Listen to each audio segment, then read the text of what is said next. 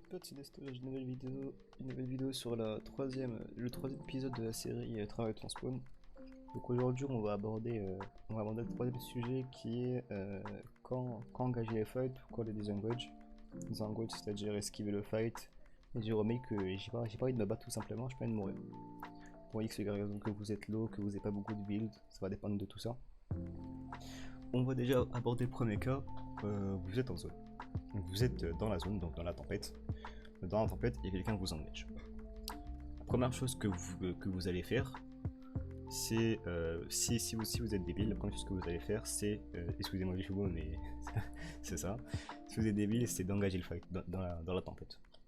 Si vous êtes à 3 km de la tempête, je vois pas que ça va être très tendu pour vous de sortir de la tempête vivant, à part si ce mec il avait 32 poissons, 8 fiches bleues, là, les poissons violets là, et 3 mètres kits, tu vois. Ça va être très compliqué.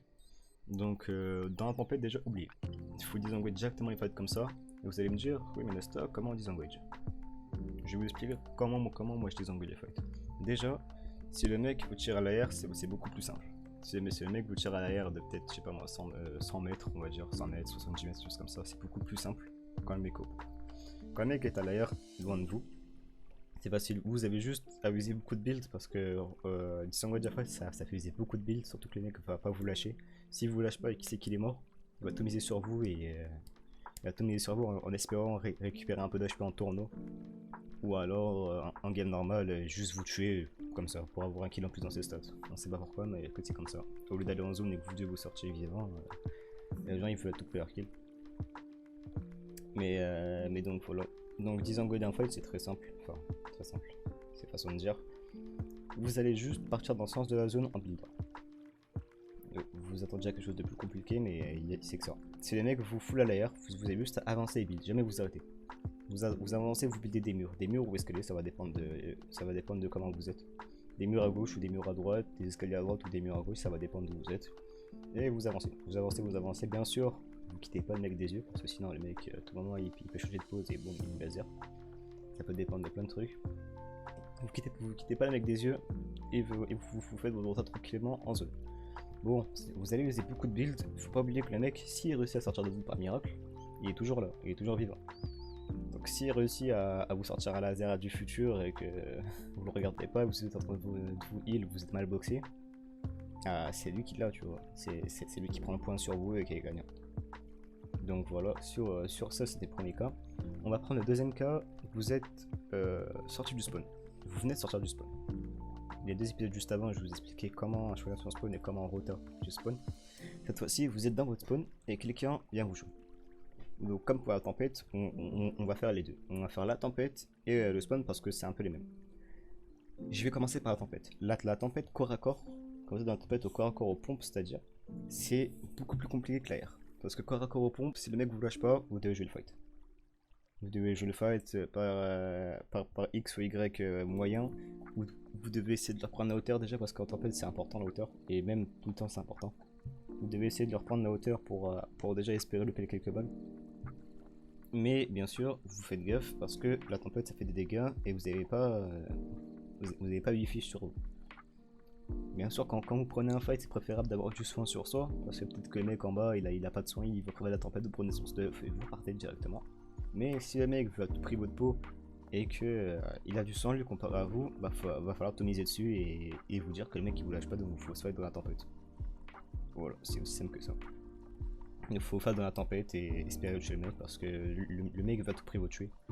Donc en faisant ça, il ruine votre game parce que votre game elle est finie. Si vous êtes en de la zone, votre game elle est finie, clairement. S'il n'a pas de soin, c'est fini.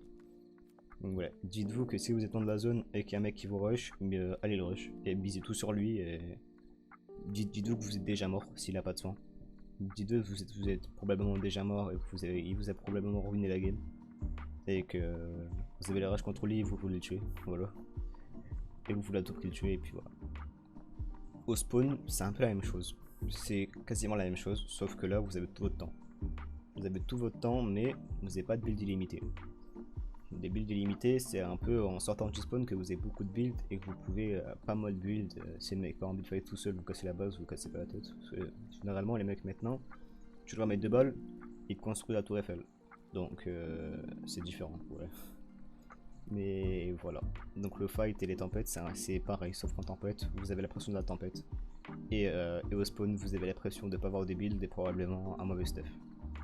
Donc faut vous fight avec les moyens du bord et essayer de gagner votre fight. Sauf que en tempête, vous avez un temps limité. Au spawn, vous n'avez pas de temps limité. Mais seulement l'intelligence de jeu qui va jouer sur ça. Donc après, en game normal, bah, c'est en fonction de vous de juger, je peux rien vous dire d'autre. Comme je dis, vous voulez disengager un fight, vous buildez, vous allez en zone si vous êtes dans la zone. Et si vous êtes sur la map et qu'il y a un mec qui vous joue, bah essayez de jouer le fight. Si vous n'êtes pas en rota et qu'il y a un mec qui vous rush, bah jouez le fight, vous savez que ça à faire. Essayez de disengage si vous n'arrivez pas disengage et que le mec il vous vraiment, il veut vous tuer tout simplement. Bah, jouez votre fight. Jouez votre fight et espérez gagner votre fight. Et j'espère pour vous aussi. Parce que des fois t'as des tarés qui viennent te rush dans ta box, tu sais pas pourquoi, comme ça. Même en tour là, ça m'est déjà arrivé. Que un mec vienne te rush comme ça dans ta box sans raison et que ça va pas rendre cher. Comme ça. Et donc voilà. Je crois qu'on a fait le tour à peu près. Hein. Comment rota en tempête, comment rota au spawn, comment rota, n'importe quoi. Comment engager ou désengager en tempête, au spawn et en mid-game, donc dans la zone, vous êtes posé dans votre box. C'est comme ça que je le fight.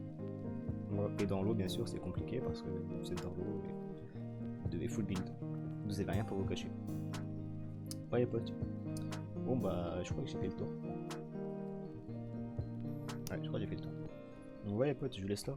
Je vous laisse donc regarder si aussi vous n'avez pas regardé les 2 autres épisodes qui sont juste avant.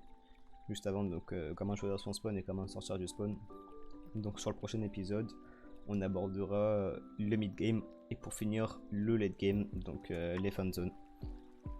Pour espérer que vous vous améliorez sur Fortnite. Ouais les potes, sur ce je vous laisse, c'était Nesta. Passez une bonne journée ou soirée, ça dépend de où vous habitez. Ciao ciao les potes.